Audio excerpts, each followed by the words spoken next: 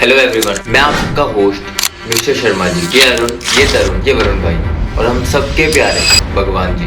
तुम सबको तो याद ही होगा कि हम सब ने मिलकर जिस चीज को सबसे पहली वीडियो में बेस बनाया था कि कर्म युद्ध में और धर्म युद्ध में क्या डिफरेंस है। इस दूसरी वीडियो में हम बात करेंगे कि अंत की बात में और परम सत्यों में क्या डिफरेंस है। देखिए, भगवान हमेशा कहते हैं कि कुछ भी समझने से पहले ये समझना बहुत जरूरी है कि वो समझना क्यों है। तो जो लोग कम से कम हमसे ज्यादा समझ रहे हैं, मोहलीला प्रभु, आचार्य प्रशांत, संदीप भैया, इन सब ने मिलकर कहीं ना कहीं किसी ना किसी लेवल पर जो बाकी सारी की सारी प्लेलिस्ट होने वाली, जैसे कि सेक्स के ऊपर, गुस्से के ऊपर, अहंकार के ऊपर, मन के ऊपर, प्यार के ऊपर, इन सब चीजों के प्रति थोड़ी बहुत तो समझ दे दी है, थोड़ी बहुत, ज्यादा नहीं। लेकिन कर्म युद्ध की ये जो दो प्लेलिस्ट होंगी, अंत की बात के ऊपर और परम सत्यों में, ये दो प्लेलिस्ट बेस बनेगी उन आने वाली 106 वीडियोस का। इसीलिए इसे समझना बहुत जरूरी है। देखिए, अगर कभी तुमने ध्यान से देखा कि हम सारे के सारे लोग एक दूसरे के बिलीफ सिस्टम को जानने की बहुत कोशिश करते हैं। लोग जब धर्म की किताबें पढ़ते हैं, लोग जब इंटरनेट पर दूसरे लोगों के इंटरव्यूज देखते हैं, या फिर संदीप भैया को सुना करते हैं, या फिर प्रेमानंद जी को सुनते हैं, लोग जब विकास दिव्यकीर्ति जी को सुनते हैं, हर एक जगह हर एक इंसान एक दूसरे के बिलीफ सिस्टम को, एक दूसरे के पर्सपेक्टिव को समझने की कोशिश कर रहा होता है। तो क्या बिलीफ सिस्टम का मतलब अंत की बात है? नहीं। भगवान जो सबसे सिंपल डेफिनेशन अंत की बात की समझाते हैं, दैट इज उस समय का सबसे गहरा पर्सपेक्टिव। अगर आप जॉब नहीं करते अगले 2 साल, 5 साल, 10 साल, 20 साल, क्या घर वालों के पास में इतना पैसा है कि वो बैठ करके आपको खिला सकते हैं? नो सर, नहीं है। तो पैसे के लिए क्या करोगे? कौन देगा आपको पैसा? कहाँ से आएगा? सर यही तो कंफ्यूजन है, किधर जाना। कंफ्यूजन नहीं है, आप ध्यान से सुनो मैंने क्या बोला है। अगर घर में माँ भूखी हो, पिताजी को कोई प्रॉब्लम हो, बीमारी हो, इलाज कराना हो, तब ये सवाल ही नहीं उठेगा। तब तो काम पसंद हो ना हो, 9 से 6 की जॉब पसंद हो ना हो, करना तो पड़ेगा ही ना। बच्चों को स्कूल भेजना है, अगर उनकी फीस देनी है तो पैसा तो चाहिए ना, और पैसे के लिए काम करना पड़ेगा। तो ये सवाल ही नहीं उठेगा कि बिना काम करे मैं पैसा कमा लूं। तो क्या ये सब जो भी मैंने कहा उससे आपको कुछ क्लैरिटी आ रही है, कुछ समझ आ रहा है? यस सर, समझ आ रहा है। क्या आ रहा है बताइए, क्या सोल्यूशन है इस प्रॉब्लम का? हमारा जो बैकग्राउंड है उसी पे ही फोकस कर रहे हैं। लेकिन अगर आपका मन नहीं है काम करने का, मन नहीं है जॉब करने का, इंटरेस्ट नहीं है, उसमें ही इंटरेस्ट आपको पैदा करना पड़ेगा। और इंटरेस्ट ना पैदा हो तो फिर भी करना पड़ेगा। हाँ, ये हुई ना बात। देखिए, अगर तुमने ध्यान से समझो तो तुम आखिरी में इस जगह पर पहुंचोगे कि संदीप भैया ने उस इंसान को उसी के मन में वो अंत दिखाया जो अंत वो खुद ही देख नहीं पा रहा था। फिर भी करना पड़ेगा। लेकिन अगला सवाल उठता है कि क्यों नहीं देख पा रहा था? आंसर है लालच, अर्थात उसके विवेक पे उसके लालच के बादल इतना ज्यादा घर कर गए थे, जिसके कारण वो उस सूरज को, उस सिंपल से सूरज को, उस असली कहानी को देख ही नहीं पा रहा था। देखिए, जो सूरज होता है ना, वो होती है असली कहानी, यानी कि द रियल पिक्चर। वो एग्जैक्टली वही अंत होता है जो अंत सबसे ज्यादा गहरा पर्सपेक्टिव है। उस एक अंत से गहरा कुछ होता ही नहीं इस धरती कि अगर वो पसंद नहीं करती तो नहीं करती। मेरी वाली अलग है, मेरी वाली अलग है, मेरी वाली अलग है। चल बोजड़ी के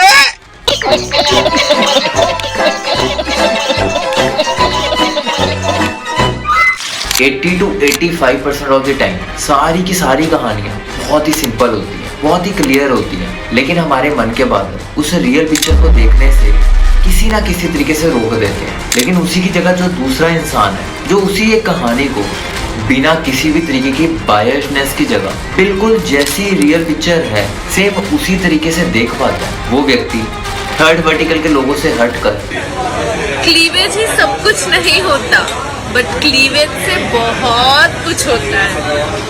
फर्स्ट वर्टिकल के लोगों में आ जाता है। देखिए, अंत की बात के ऊपर 2 बातें समझना बहुत जरूरी है। सबसे पहली बात कि अंत की बातें वक्त के साथ साथ बदल सकती हैं। दूसरी चीज कि अंत की बातें अलग अलग टाइम फ्रेम पर आपस में ही कॉन्ट्राडिक्ट करती हैं। अगर मैं आपसे कहूँ कि लड़कियों पर बहुत ज्यादा अत्याचार होते हैं तो तुम कहोगे ये तो बिल्कुल गलत बात है। लेकिन आज के समय का अगर तुम अंत देखोगे तो तुम ये कहोगे कि लड़कियां लड़कों पर अत्याचार कर रही हैं। और क्या मांगू? अपनी लीला, अपनी मस्तानी, अपनी रानी से शादी कर ली। सच में हीरो बन गया मैं तो यार। हाँ? I would meet other people, but at the back of my head it was like I'm going back to him. अभी तो तुमने बोला I was seeing other people but I would go back to him, तुमको अब याद नहीं आ रहा है? Yeah, no, I can't remember. I can't remember the people. I remember very clear. लेकिन अगर मैं टाइम बदल दूं, ये कहूं कि तुम 100 साल पहले इस कहानी को देखो, तो तुम कहोगे ये तो बिल्कुल सही बात है। चुपचाप से खाना खा ले, नहीं तो हमें जबरदस्ती खिलाना आता है खाना। देखा? इस चीज को समझना कि अंत की बातें वक्त के साथ साथ बदल सकती हैं। अगर लोगों की तुम्हारे इर्द गिर्द सोच बदल जाए तो अंत भी बदल जाते हैं, कंक्लूजन्स भी बदल जाते हैं। तो अगर फर्स्ट वर्टिकल का इंसान किसी चीज को बहुत ज्यादा ध्यान से देखने की कोशिश करता है तो वो होता है कॉन्टेक्स्ट, कि कौन सा बिलीफ, कौन सा कंक्लूजन किस टाइम फ्रेम के ऊपर सही बैठ रहा है, उसकी समझ उस चीज पर जाती है। तुम जानते हो कि भगवान हमेशा कहा करते थे, I do not believe in believing anything. I do not believe in anything. It is not a question of God. I do not believe in believing. My approach is to know. And knowing is a totally different dimension.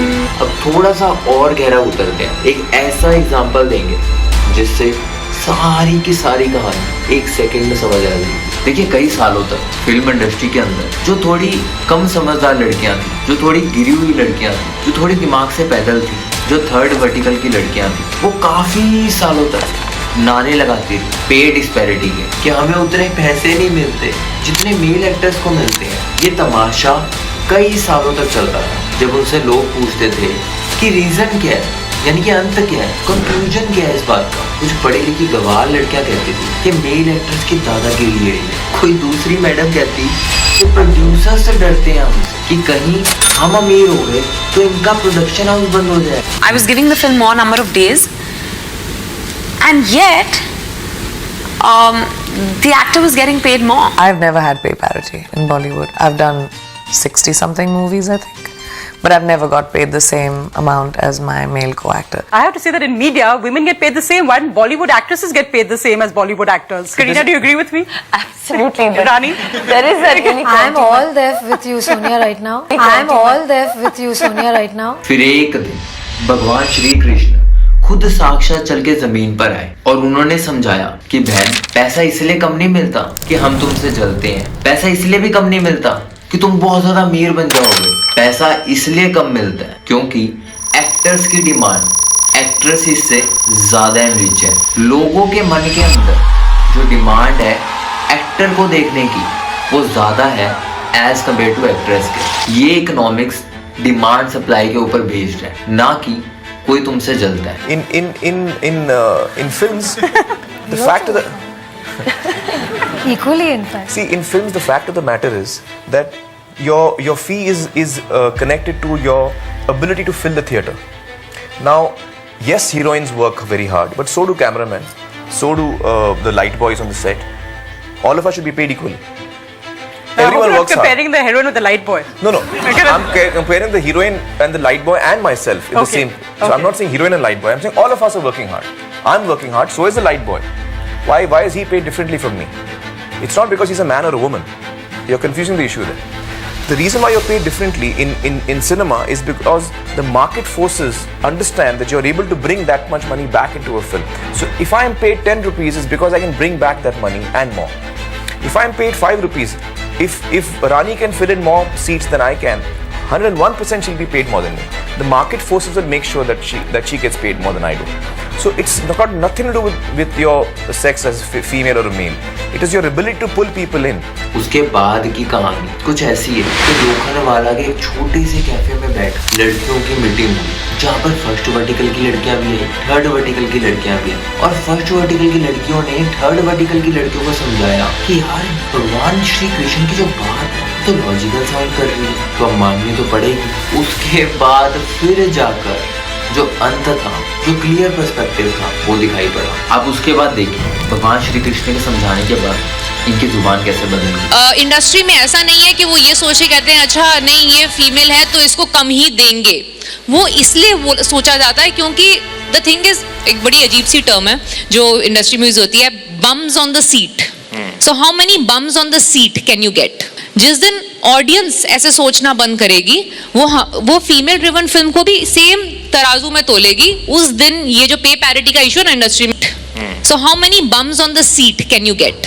जिस दिन audience ऐसे सोचना बंद करेगी, वो female driven film को भी same तराजू में तोलेगी, उस दिन ये जो पे पैरिटी का। आप जब सोशल मीडिया पर हजारों ऐसी कहानियां देखते हैं जहाँ पर फ्रेशर्स लिखा होता है, फिर बिगनर लिखा होता है, फिर एडवांस लिखा होता है, फिर लेजेंड प्रो जैसी कहानियां लिखी होती हैं, किसी एक ही टॉपिक पर अलग अलग लोगों की बिलीफ सिस्टम को तुम कॉन्ट्राडिक्ट कर दिखाते हो। लेकिन मैं अगर तुमसे सवाल पूछूं कि ये चीज तुम कैसे डिसाइड करोगे जिस इंसान को तुमने अल्ट्रा प्रो लेजेंड की कैटेगरी में बिठाया और उसके बिलीफ सिस्टम को तुम सबसे गहरा मान रहे हो, वही इंसान सचमुच अल्ट्रा लेजेंड की कैटेगरी में आता है। हो सकता है कि उसकी बातें बिगिनर वाली हो और जो बिगिनर है उसकी बातें अल्ट्रा लेजेंड वाली हो, यानी कि जो जजिंग पैनल है उसका सही होना बहुत जरूरी होता है। सवाल उठता है कि जजिंग पैनल कौन होता है? जजिंग पैनल होती है तुम्हारी समझ, तुम्हारी चेतना। तुमने जितना ज्यादा जीवन को गहरा जाना होगा उतना ही ज्यादा तुम दूसरे इंसान की बात को समझ सकते हो कि किस इंसान की बात किस लेवल की है और किस इंसान की बात किस लेवल की है। अब बात करते हैं दूसरे पॉइंट पर कि अंत की बातें अलग अलग टाइम फ्रेम पर अलग अलग जगह कॉन्ट्राडिक्ट कैसे करती। इससे पहले तुम मेरा मजाक उड़ाना शुरू करो, इससे पहले तुम सुनने का मजाक उड़ाना शुरू करो। अमृत की बूंद जमीन पर गिरने से एक बूंद लहसुन हो गई, एक बूंद से प्याज हो गई। प्याज और लहसुन इसलिए नहीं पाई जाती क्योंकि प्याज और लहसुन का जन्म गंदगी से हुआ, राक्षस के मल से हुआ। जो गौ माता है उसकी जहाँ हड्डी गिरी वहां से लहसुन गिरा और जहाँ फ्लैश गिरा वहां से तुम्हें इन टोटल 108 वीडियो में से इस दूसरी वीडियो में ये बात समझानी बहुत जरूरी है कि अलग अलग टाइम फ्रेम पर अलग अलग अंत हो सकते हैं और वो दोनों के दोनों अंत आपस में कॉन्ट्राडिक्ट भी कर सकते हैं, लेकिन उस एक टाइम पर उसी अंत के साथ जुड़कर उसी अंत को अंत मानकर उसी अंत को समझना तुम्हारी चेतना में विकास लाता है। अब थोड़ा सा और गहरा उतरते हैं। मान लीजिए 5 साल का बच्चा तुमसे पूछता कि प्यार क्या चीज है, तो तुम कहोगे कि मम्मी से दूर जाकर। क्या तुम्हारे मन में मम्मी को फिर से मिलने की भावना उठती है? वो कहेगा हाँ मन तो करता है मेरा। तुम यही प्यार। जब वही सेम बच्चा 15 साल की उम्र में तुमसे पूछेगा कि प्यार क्या चीज है, तुम कहीं ना कहीं ये बात जानते होंगे कि उसके शरीर में हॉर्मोन्स कहीं ना कहीं बदल रहे हैं। उसका मन काम वासना को भी पकड़ता होगा, सेक्सुअल ओरिएंटेशन उसके शरीर में बदल रही होगी। तो तुम उससे सवाल पूछोगे कि क्या ऑपोजिट जेंडर को देखकर तुम्हारे मन में किसी तरीके की भावनाएं उठती हैं? वो कहेगा हाँ उठती तो हैं और बहुत ज्यादा स्ट्रांगली उठती हैं। तुम कहोगे यही प्यार है। 30 साल का बच्चा तुमसे पूछता है कि प्यार क्या चीज है, तुम जानते होगे कि अपने मन में किसी ना किसी लेवल पर ये व्यक्ति अकेलेपन को फील करता होगा। ये किसी तरीके से सेटल होना चाह रहा है, ये किसी तरीके से अपना एक सुकून ढूंढ रहा है। तो तुम कहोगे कि जिस इंसान के साथ बैठकर तुम घंटों बातें कर सको, जिसके साथ टाइम का तुम्हें पता ही ना लगे, उसी समय ये चीज समझ लेना कि तुम प्यार में हो। और you don't miss that long late night conversations, लंबी बातें। अरे भाई, I've crossed that age. I need my sleep. You had it? Yes, I had it, and I have crossed that age, and I have understood that this is all the hype of the hormones. This is not what you want for a permanent relationship. 45 साल का वही same बच्चा अपनी माँ की चिता के सामने खड़ा होकर तुमसे पूछेगा कि प्यार क्या चीज है। उस एक दिन, उस एक क्षण में तुम्हें उस इंसान को वाकवियत से परिचय करवाना है, असलियत से परिचय करवाना है। उस क्षण ना तुम जानते होगे कि अपने भीतर ये कितना ज्यादा टूटा हुआ है। उसे ये बात बतानी है कि प्यार तो कभी था ही नहीं। प्यार तो अपने आप में सिर्फ एक भ्रम था, जो भ्रम हमारा मन नहीं पाल कर बैठा रहा। मौत प्यार से ज्यादा बड़ा सत्य है। तुम कहोगे कि माँ तो मरनी ही थी, माँ किसकी जीवित रही है आज तक? माँ का मरना तो लिखा ही था। ये तो तेरा मन है पागल, जो इस समय इस कहानी को अपने ऊपर हावी नहीं होने दे रहा। तू इस चिता से प्यार कर रहा है, इस लाश से प्यार कर रहा है। तुम जानते हो वो तुमसे जरूर पूछेगा ये बात कि फिर उस 5 साल के बच्चे को तुमने ये क्यों कहा कि माँ से जितना हो सके उतना प्यार कर। क्या आज के समय पर जो 45 साल की उम्र में तुम उसको आंसर दे रहे हो और जब 5 साल की उम्र में तुम उसको आंसर दे रहे थे,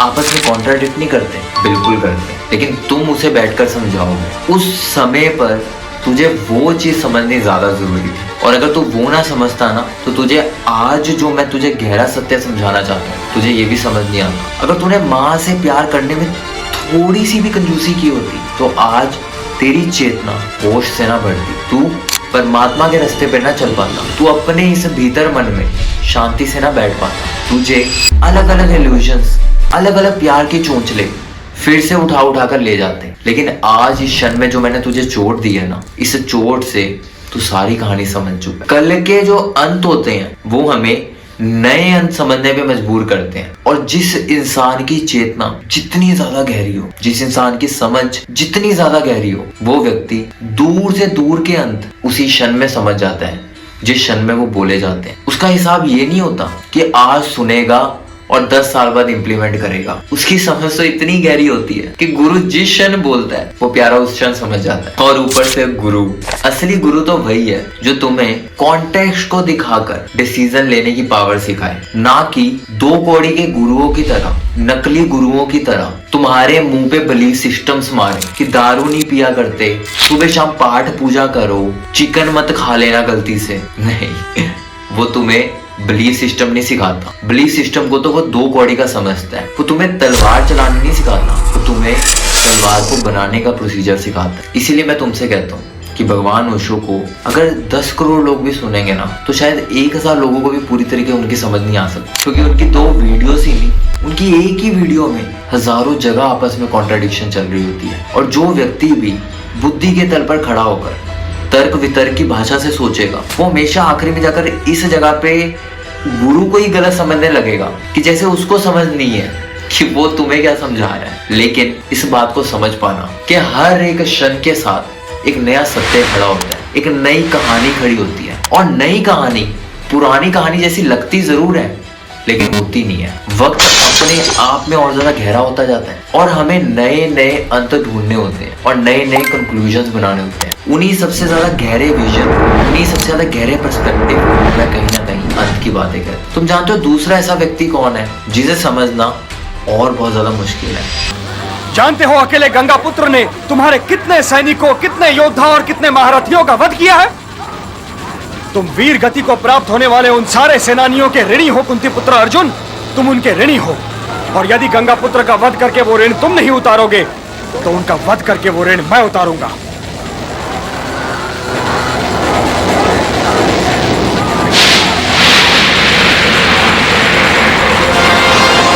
मुझे मुक्ति दिलाने के लिए स्वयं तुमने अपनी प्रतिज्ञा तोड़ दी।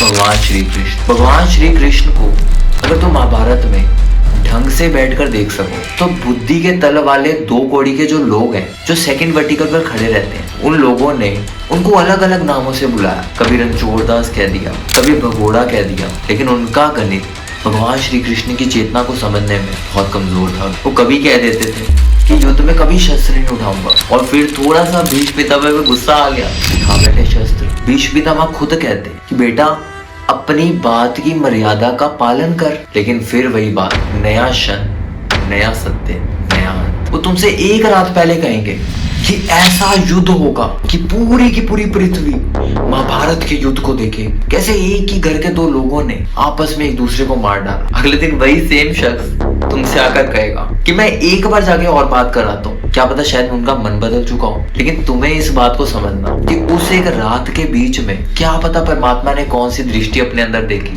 और उस अंत को वो अपना अंत मानकर बैठ गए। तुम बस इतना याद रखना कि हर एक समय पे कोई ना कोई ऐसा पर्सपेक्टिव होता है जो बिना किसी भी बायसनेस के होता है। और अगर तुम अपने जीवन में अपने ही बायसनेस को हटा दो, पूरे की पूरी पृथ्वी के हर एक कहानी तुम्हें एकदम सत्य के तरीके से दिख सकती। अब बात करते हैं कि परम सत्यों में क्या डिफरेंस है। देखिए, परम सत्य जीवन के ऐसे सूत्र हैं, ऐसे सत्य हैं जो कितना भी इस पृथ्वी पर समय बदल जाए, यानी कि जो सत्य 10,000 साल पहले भी वैलिड थे, आज भी वैलिड है और 10,000 साल बाद भी वैलिड रहेंगे। लोगों की सोच बदल सकती है, लोगों का इंटेलेक्ट बदल सकता है, लोग अलग अलग कहानियों को अपना अंत मान सकते हैं। लोग ये कह सकते हैं कि अब हम डेवलप्ड हो चुके हैं, अब हम 21st सेंचुरी में आ चुके हैं, लेकिन जो परम सत्य होते हैं वो सत्य कुछ ऐसे सत्य हैं, जब तक ये संसार है